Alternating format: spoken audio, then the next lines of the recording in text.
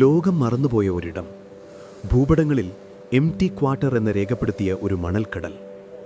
അതിലേക്ക് യാത്ര പോകാൻ ഒരാൾ ആഗ്രഹിച്ചു, വിൽഫ്രെഡ് തെസിഗർ. പക്ഷേ മരുഭൂമി ഒരു സ്വപ്നമായിരുന്നില്ല, അത് ചുട്ടുപൊള്ളുന്ന യാഥാർത്ഥ്യമായിരുന്നു.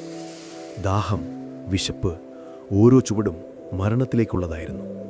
വഴികാട്ടാൻ കൂടെയുണ്ടായിരുന്നത് മണലിൻ്റെ രഹസ്യമറിയുന്ന ബതുവുക്കൾ മാത്രം. അവർ ഭീമാകാരമായ മണൽ മലകൾ താണ്ടി. രാത്രിയിൽ നക്ഷത്രങ്ങൾ മാത്രം വഴികാട്ടിയായി. അതൊരു യാത്രയായിരുന്നില്ല, പ്രകൃതിയുടെ ശക്തിക്ക് മുന്നിലുള്ള കീഴടങ്ങളായിരുന്നു. എന്നാൽ യഥാർത്ഥ അപകടം മണലിലായിരുന്നില്ല പതിഞ്ഞിരുന്നത്, അത് മനുഷ്യരുടെ രൂപത്തിലാണ് വന്നത്. നിയമങ്ങൾ മാറുകയായിരുന്നു, സൗഹൃദങ്ങൾ വഴിമാറുകയായിരുന്നു. ഒരിറക്ക് വെള്ളത്തിനായി അവർ യാചിച്ചു.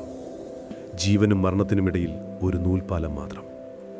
അതിജീവിക്കുമോ അതോ ആ മണലിൽ അവർ അലിഞ്ഞു ചേരുമോ? അതൊരു യാത്രയുടെ അവസാനമായിരുന്നില്ല, ഒരു യുഗത്തിൻ്റെ അന്ത്യമായിരുന്നു.